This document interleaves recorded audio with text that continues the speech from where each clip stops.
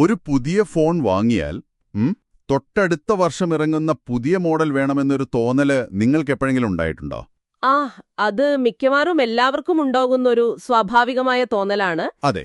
അല്ലെങ്കിൽ എത്ര പണം സമ്പാദിച്ചാലും ഇനിയും വേണം, ഇത് പോരാ എന്നൊരു അസംതൃപ്തി, കൂടുതൽ വേണം, ഇനിയും വേണമെന്ന ഈ അടങ്ങാത്ത ആഗ്രഹമാണ് മനുഷ്യനെ എപ്പോഴും മുന്നോട്ട് നയിക്കുന്നതെന്നും അതാണ് നമ്മുടെ വിജയരഹസ്യമെന്നും നമ്മളൊക്കെ കരുതാറുണ്ട്. ശരിക്കും അതൊരു വലിയ തെറ്റിദ്ധാരണയാണ്. നമ്മൾ അങ്ങനെയാണ് വിശ്വസിച്ചു പോരുന്നതും. ശരിയാണ്. എന്നാൽ ഈ അടങ്ങാത്ത ആഗ്രഹം നമ്മെ മുന്നോട്ട് നയിക്കുകയല്ല, മറിച്ച് അതൊരു വലിയ സൈക്കോളജിക്കൽ കെണിയാണെങ്കിലോ? അപ്പോൾ നമുക്കിതൊന്ന് വിശദമായി പരിശോധിക്കാം. തീർച്ചയായും ഇതൊരു മികച്ച വിഷയമാണ്.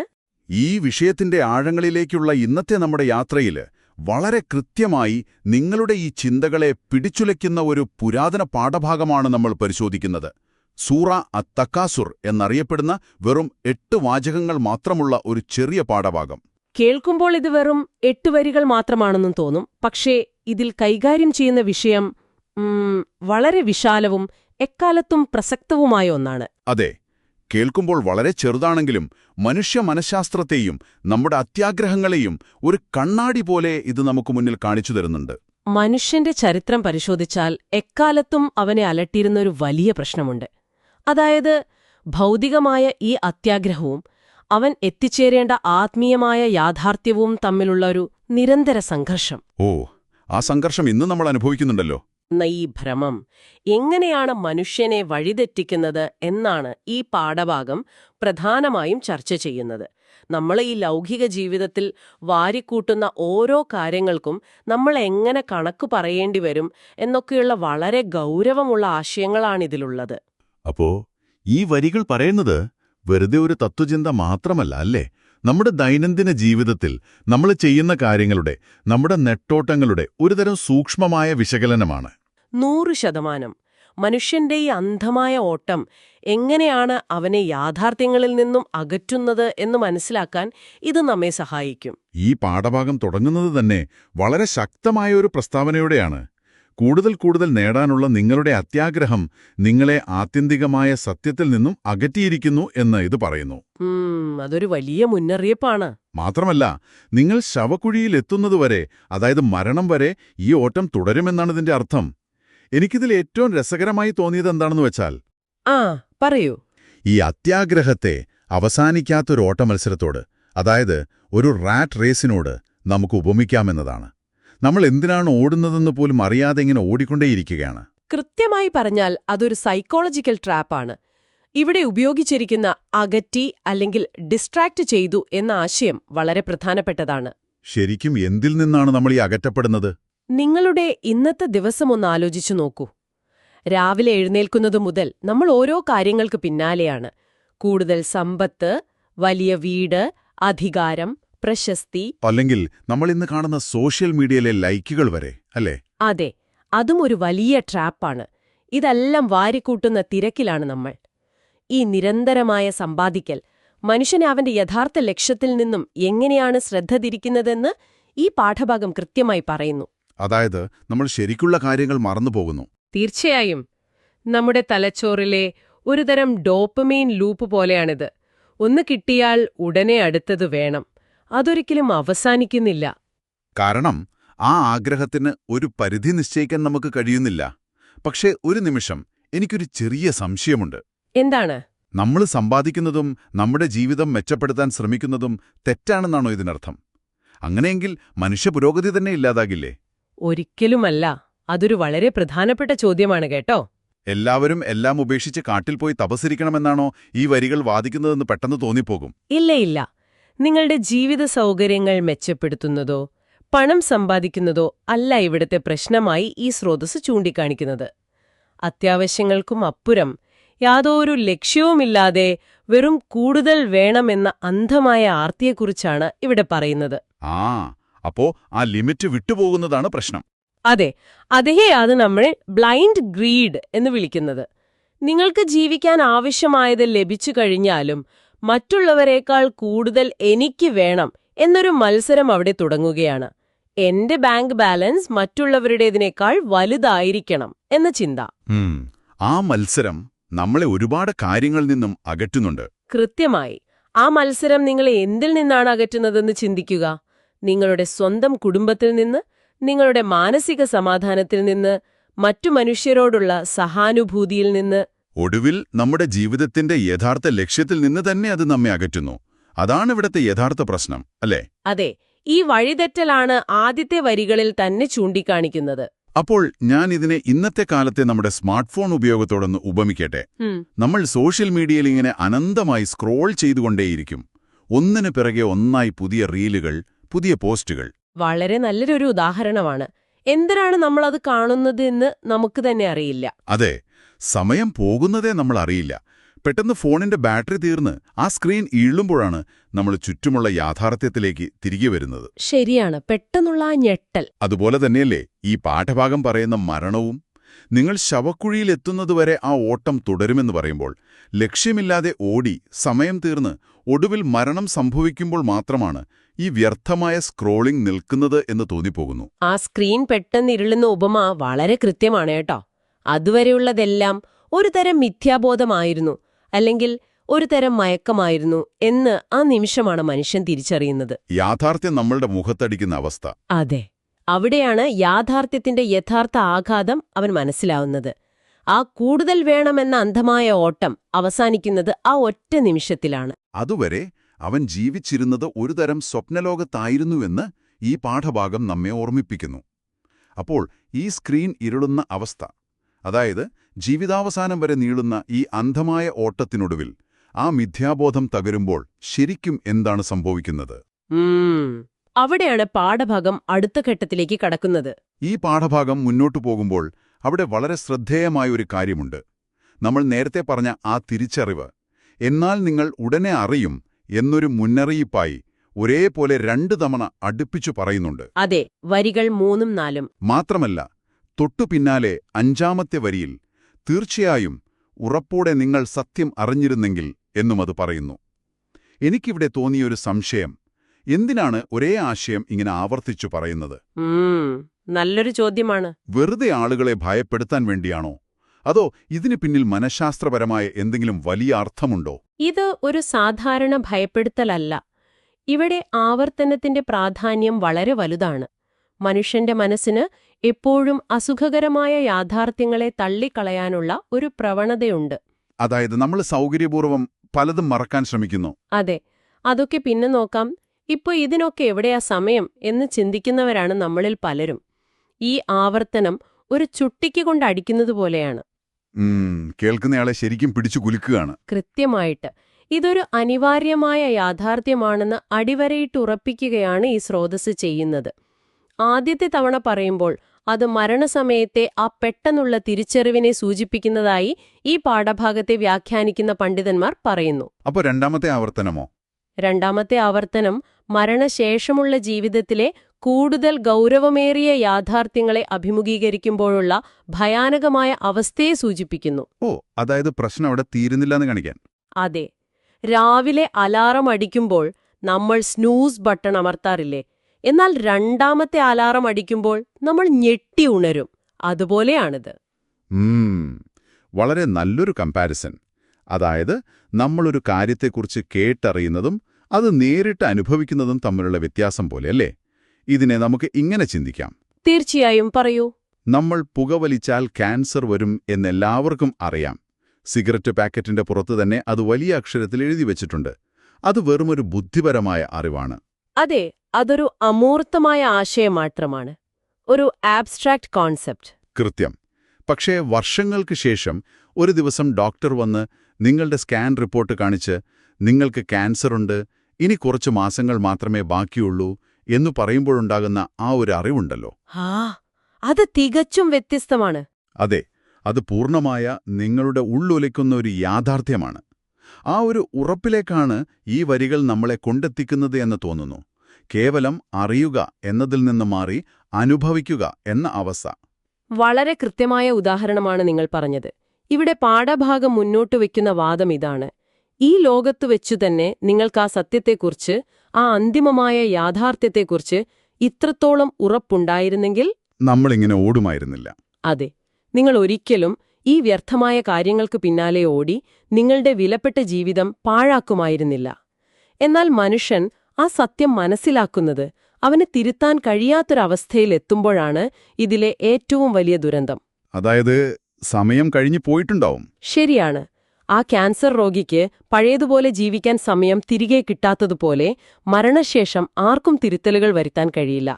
അവിടെയാണ് ആ ഉറപ്പോടെയുള്ള അറിവ് എന്നത് വളരെ പ്രസക്തമാകുന്നത്. അപ്പോൾ സ്വാഭാവികമായും വളരെ വലിയൊരു ചോദ്യം ഇവിടെ ഉയർന്നുവരുന്നുണ്ട്. ഇത്രത്തോളം ഉറപ്പോടെ വരാനിരിക്കുന്ന അല്ലെങ്കിൽ നാം നേരിടാൻ പോകുന്ന ആ യാഥാർത്ഥ്യം എന്താണ്? അതാണ് അടുത്ത വരികളിൽ പറയുന്നത്. ആ ഇരുണ്ട സ്ക്രീനിൽ പിന്നീട് തെളിയുന്ന കാഴ്ച എന്തായിരിക്കും? ഇതിനുള്ള ഉത്തരം നൽകുന്നത് വളരെ സ്പഷ്ടമായ ചില ദൃശ്യങ്ങളിലൂടെയാണ് ഈ പാഠഭാഗം.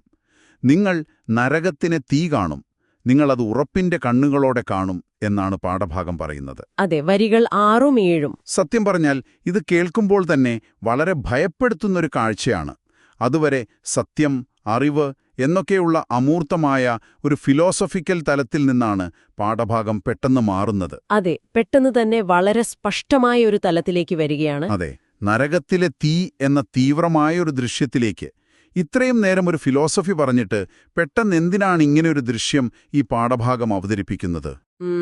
കാരണം ഫിലോസഫി എപ്പോഴും മനുഷ്യനെ എളുപ്പം മറക്കാൻ കഴിയും. എന്നാൽ ഒരു അനുഭവം അങ്ങനെയല്ല.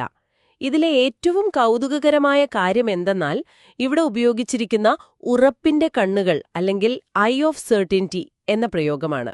അതായത് നേരത്തെ നമ്മൾ പറഞ്ഞ ആ തിയററ്റിക്കൽ അറിവിൽ നിന്നും മാറുന്നു. കൃത്യമായി. നേരത്തെ നമ്മൾ ബുദ്ധിപരമായ അറിവിനെക്കുറിച്ചാണ് പറഞ്ഞതെങ്കിൽ ഇവിടെ അത് നേരിട്ടുള്ള ദർശനമായി, മാറ്റാൻ കഴിയാത്ത അനുഭവമായി മാറുന്നു. ദൂരെ എവിടെയോ തീപിടിച്ചിട്ടുണ്ട് എന്ന് പുക കണ്ട് മനസ്സിലാക്കുന്നത് പോലെയല്ല ഇത്. അപ്പോ ആ ചൂട് നേരിട്ട് അനുഭവിക്കുന്ന അവസ്ഥയായിരിക്കും. അതെ, നിങ്ങളെ ആ തീയുടെ മുന്നിൽ നേരിട്ട് നിർത്തുമ്പോൾ അതിന്റെ ചൂട് നിങ്ങളുടെ മുഖത്തടിക്കുമ്പോൾ ഉണ്ടാകുന്ന ആ ഒരു അവസ്ഥയുണ്ടല്ലോ, അതാണ് ഉറപ്പിന്റെ കണ്ണുകൾ കൊണ്ടു കാണുക എന്നത്. അതായത് അവിടെ ഒഴിച്ചോടാനൊരു പഴുതുമില്ല, യാഥാർത്ഥ്യത്തെ നിഷേധിക്കാൻ കഴിയില്ല എന്നർത്ഥം. നമ്മൾ ആധുനിക മനുഷ്യർക്ക് ഫിലോസഫി സംസാരിക്കാൻ വലിയ ഇഷ്ടമാണ്. പക്ഷെ നമ്മുടെ പ്രവൃത്തികളുടെ അനന്തരഫലങ്ങളെ നേരിടാൻ നമുക്ക് ഭയമാണ്. അതെ, വളരെ ശരിയാണ്.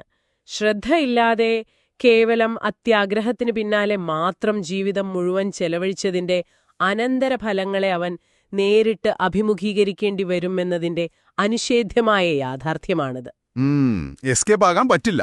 ഇല്ല, നിങ്ങൾ ഈ ലോകത്ത് ചെയ്തു കൂട്ടിയ കാര്യങ്ങളുടെ അനന്തരഫലങ്ങൾ അത്രത്തോളം തീവ്രമായിരിക്കുമെന്ന് ഈ പാഠഭാഗം വാദിക്കുന്നു. നമ്മൾ സാധാരണ പറയാറില്ലേ, സീയിങ് ഇസ് ബിലീവിംഗ് എന്ന്? അതെ, കണ്ടാലേ വിശ്വസിക്കുമെന്ന്. ഇവിടെ അത് കാണുക മാത്രമല്ല, പൂർണ്ണമായും അനുഭവിക്കുക കൂടിയാണ്. ആ യാഥാർത്ഥ്യത്തെ നിഷേധിക്കാൻ പിന്നെ നിങ്ങൾക്ക് കഴിയില്ല. നിങ്ങളുടെ ഓരോ പ്രവൃത്തിക്കുമുള്ള ഫലം അവിടെ നിങ്ങളുടെ കൺമുന്നിലുണ്ടാവും. അത് കേൾക്കുമ്പോൾ തന്നെ ഒരുതരം ഭയം തോന്നുന്നുണ്ട്. നമ്മൾ ജീവിതകാലം മുഴുവൻ കണ്ണടച്ചിരുട്ടാക്കി എനിക്കിതൊന്നും ബാധകമല്ല എന്ന് കരുതി യാഥാർത്ഥ്യങ്ങളെ കണ്ടില്ലെന്ന് നടിച്ചു ജീവിക്കാം. നമ്മളെപ്പോഴും അങ്ങനെയാണല്ലോ ചെയ്യാറുള്ളത്. അതെ, പക്ഷേ അവസാനം ആ അനന്തരഫലം നമ്മുടെ കൺമുന്നിൽ ഒരു യാഥാർത്ഥ്യമായി നിൽക്കുമ്പോൾ നമുക്ക് കണ്ണടയ്ക്കാൻ കഴിയില്ല. പക്ഷേ അനന്തരഫലങ്ങൾ കാണുക എന്നത് ഒരു കാര്യമാണ്. ഈ പാഠഭാഗം അവസാനിക്കുന്നത് കേവലമൊരു ശിക്ഷയെക്കുറിച്ച് പറഞ്ഞുകൊണ്ടല്ല, മറിച്ച് വളരെ ഗൗരവമേറിയ, നമ്മെ ഇരുത്തി ചിന്തിപ്പിക്കുന്ന ഒരു വലിയ ചോദ്യം അവശേഷിപ്പിച്ചുകൊണ്ടാണ്. അവസാന വരിയിൽ അത് പറയുന്നത്, അന്നേ ദിവസം നിങ്ങളുടെ ലൗകിക അനുഗ്രഹങ്ങളെക്കുറിച്ച് നിങ്ങൾ ചോദ്യം ചെയ്യപ്പെടും എന്നാണ്. അതെ, ഈ പാഠഭാഗത്തിന്റെ മുഴുവൻ സത്തയും ഈ ഒറ്റ വാചകത്തിൽ അടങ്ങിയിട്ടുണ്ട് എന്ന് പറയാം. അത്രത്തോളം പ്രധാനപ്പെട്ടതാണോ ഈ അവസാന വരി? തീർച്ചയായും. ഇത്രയും നേരം പറഞ്ഞ കാര്യങ്ങളുടെ ഒരു ക്ലൈമാക്സ് ആണിത്. ഈ ഒരൊറ്റ വരി നിങ്ങളുടെ ജീവിതത്തെക്കുറിച്ചുള്ള കാഴ്ചപ്പാട് തന്നെ മാറ്റാൻ പോന്നതാണ്. അപ്പോൾ ഇതിന്റെയെല്ലാം അർത്ഥമെന്താണ്? ഈ ചോദ്യം ചെയ്യപ്പെടൽ എന്നതിനെ നമ്മൾ ജോലി ചെയ്യുന്ന കമ്പനിയിലെ ഒരു വലിയ പ്രോജക്റ്റ് കഴിയുമ്പോൾ നടക്കുന്ന ഓഡിറ്റിങ്ങിനോട് ഉപമിക്കാൻ ആഗ്രഹിക്കുകയാണ്. ഓഡിറ്റിംഗ് വളരെ നല്ലൊരു കമ്പാരിസനാണത്.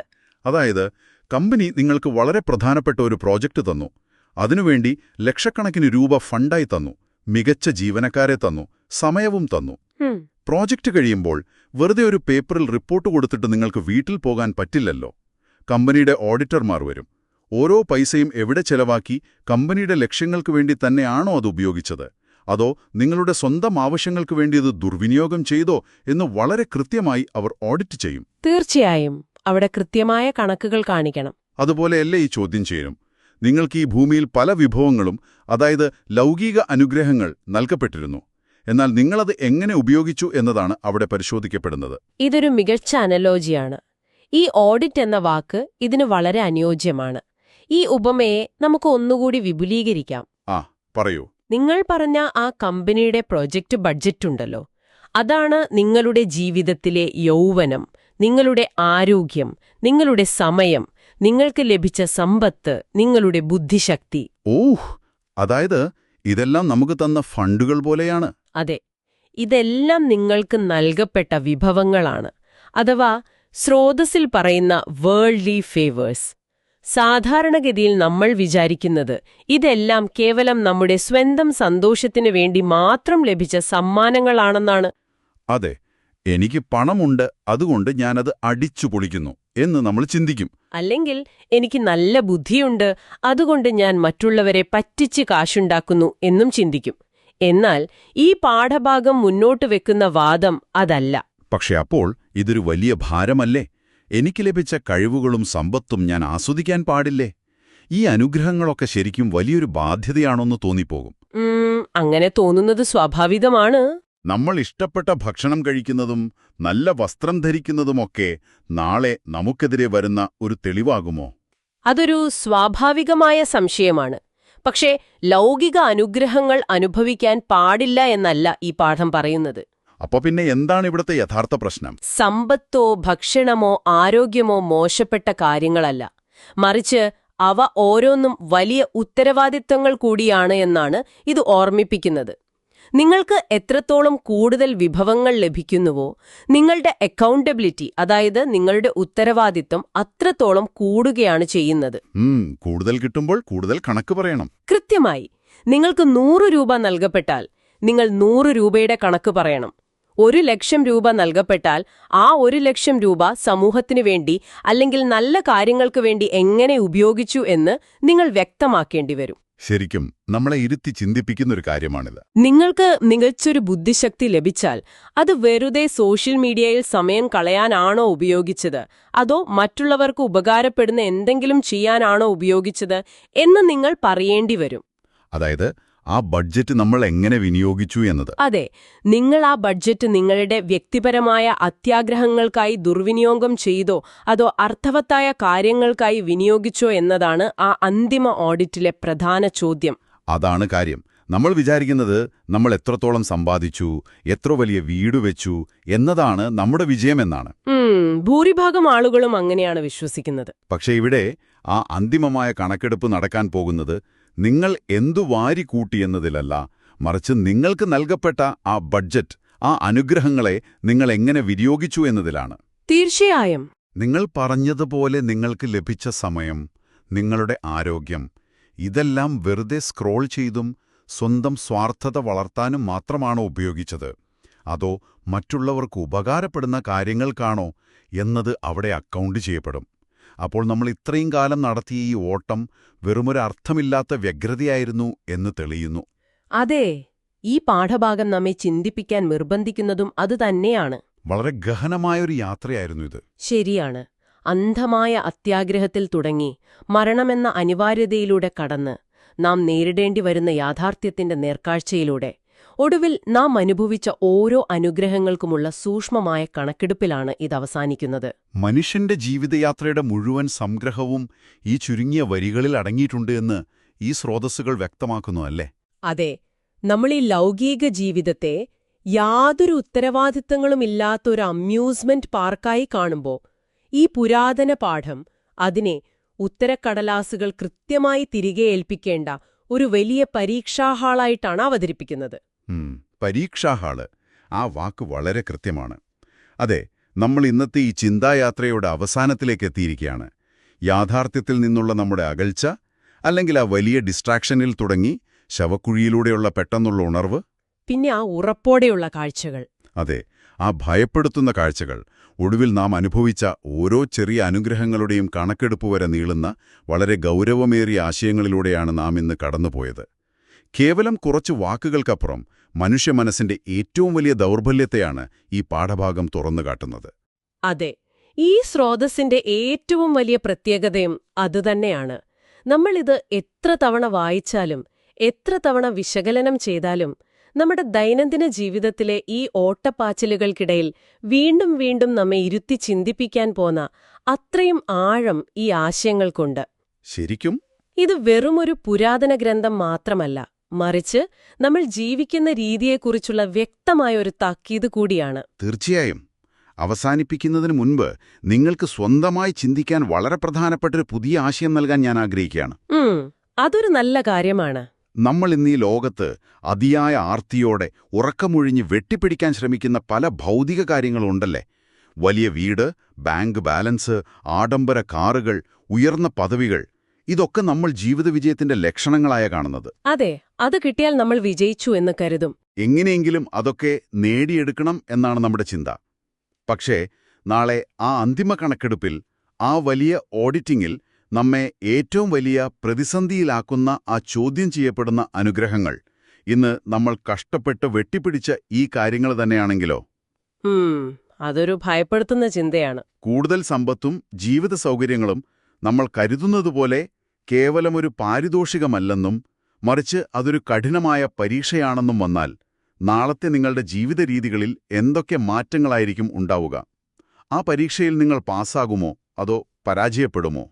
എല്ലാവരും സ്വയം ചോദിക്കേണ്ട ഒരു ചോദ്യമാണിത്. അതെ, ഈയൊരു ചോദ്യം നിങ്ങളുടെ മനസ്സിലേക്കിട്ടുകൊണ്ട് ഇന്നത്തെ നമ്മുടെ ഈ അന്വേഷണം നമ്മളിവിടെ അവസാനിപ്പിക്കുകയാണ്. നമ്മോടൊപ്പം ഈ യാത്രയിൽ പങ്കുചേർന്നതിന് എല്ലാവർക്കും വലിയൊരു നന്ദി. വീണ്ടും കാണാം.